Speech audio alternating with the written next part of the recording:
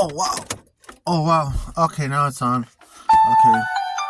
I have a chance to read the Psalms right now. Right now that I have another 15 minutes to kill. So I'm gonna read some of the Psalms to you. We left off in Psalms chapter 51. Um, and it reads like this: Have mercy upon me, O God, according to your loving kindness, according to the multitude of your tender mercies. According to the multitude of your tender mercies, blot out my transgressions. Wash me thoroughly from my iniquity, and cleanse me from my sin. For I acknowledge my transgressions, and my sin is always before me. Against you, you only, have I sinned, and do not and done and done this evil in your sight, that you may be found just when you speak, and blameless when you judge. Behold, I was brought forth in iniquity, and in my sin my mother conceived me.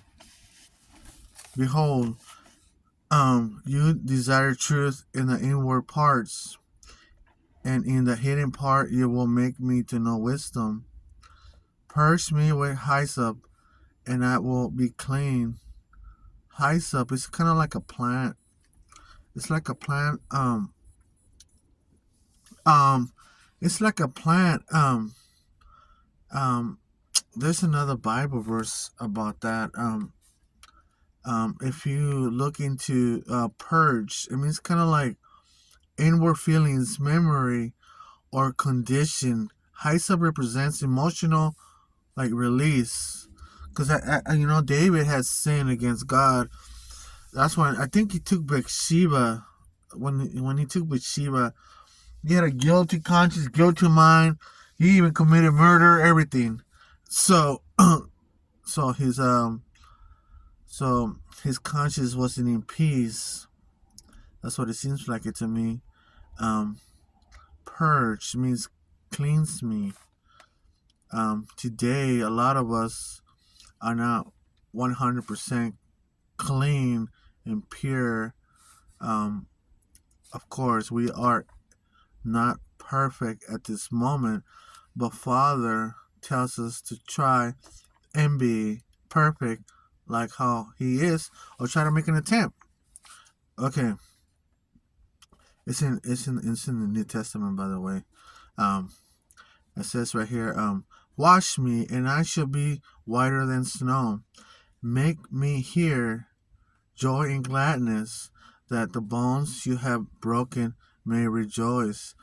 Hide your face from my sins and blot out all my iniquities. Create in me a clean heart, O God, and renew a steadfast spirit, or instead of steadfast, faithful spirit within me.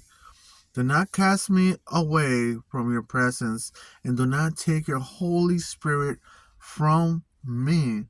Right here, there's a Bible reference, Luke chapter 11, verse 13, asking for the Holy Spirit. I think Jesus had a comment that he was going to ask the Father for Holy Spirit, so the disciples, the helper was going to come. So Jesus was asking a recommendation. He was going to ask the Father for some Spirit, um, so the Spirit can be with us forever. Restore to me the joy of your salvation, and uphold me by your generous Spirit. Then I will teach transgressors your ways, and sinners shall be converted to you. Transgressors, a person who has broken a law, rule, or moral code. So those are the people that we ought to talk to, and the sinners, so they can convert to you. So that means so they could convert, so they could change their ways, um, and sinners should be converted to you, whatever that means. Deliver me from the guilt of bloodshed, O God, the God of my salvation, and my tongue shall sing aloud of your righteous. O Lord, open my lips, Open my lips, and my mouth shall show forth your praise. For you do not desire sacrifice, or else I will give it. Do you do not delight in burnt offerings. The sacrifices of God are a broken spirit, a broken and a contrite heart. These, O God, you will not despise. Um, say, wow, save symbolizes symbolizes. In other words, God likes when we are there. Um, people that are having um, problems and stuff, um, brokenhearted and all that stuff. The sacrifices of God are a broken spirit, a broken and contrite heart. These, O God, you will not despise. Do good in your good pleasures to Zion. Build the walls of Jerusalem. Then you should be pleased with the sacrifices of righteousness, with burnt offerings and whole burnt offerings. Then they shall offer bulls on your altar. Right here, Mount Zion. I looked it up a little bit, and what it means, it kind of means the mountain, right, the north side, I think the north side of Jerusalem, somewhere over there, that God dwells there, or something like that. So I try to dig in a lot deeper. It kind of means like a sacred place of worship, a city of refuge. So a lot of us, we have our own place of refuge where we go, and we talk to God alone sometimes. Like myself, I go to the mountains, and I pray there, or whatever I'm doing there. But I acknowledge Him. Okay, but anyways, um, then you should be pleased with the sacrifices of righteousness, with burnt offerings and whole burnt offerings. They shall offer bulls on your altar. Okay, now let's go to 52. 52 is short.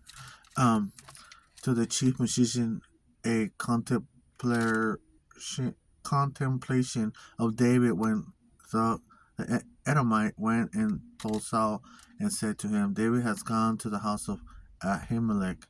Why do you boast in evil, O mighty man? The goodness of God endures continually. Your tongue devises destruction like a sharp razor, working deceitfully. You love evil more than good, lying rather than speaking righteousness. You love all devouring words, you deceitful tongue. God shall likewise destroy you forever. He shall take you away and pluck you out of your dwelling place and uproot you from the land of the living. The righteous also shall see and fear, and shall laugh at him, saying, Here is a man who did not make God his strength, but trusted in the abundance of his riches. Right here, here is a man who did not make God his strength. So right here, we have to make our God our strength.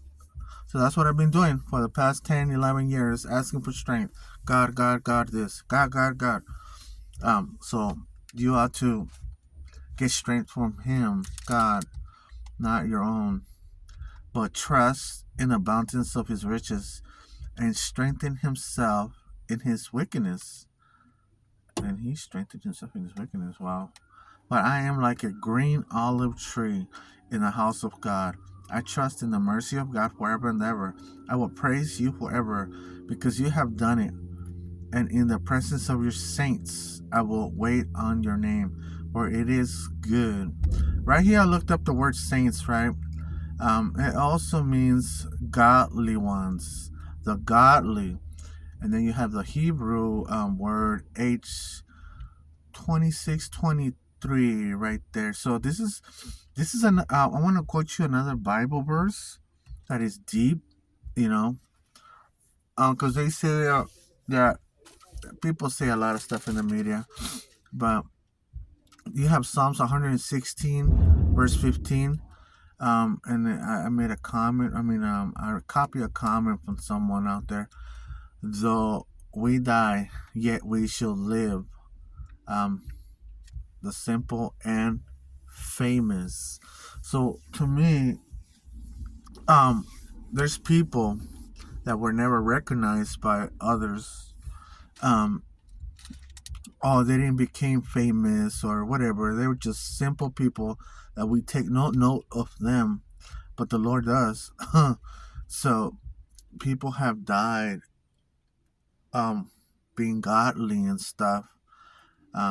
So they died, and this Bible verse, Psalms 116:15, it's gonna tell you a lot of information. It's gonna give you so much information because some churches, they claim that the saints are interceding for us and all this other stuff, and that we have to pray to the saints and this and that, which that's not um right.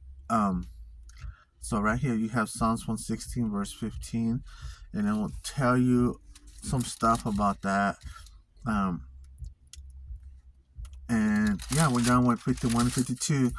We'll be reading all the Psalms. All the Psalms, they have all the way to 150. So I'm in the 50s right now. So I still have another, like probably like 100 more to go. A little less than 100. So it's a lot of information in the Psalms. A lot of gems and diamonds and all kinds of stuff. A lot of stuff here in the Psalms, especially when you really meditate and take your time and really try to understand the scriptures. So yeah, okay, that's all I have for now. All right, bye.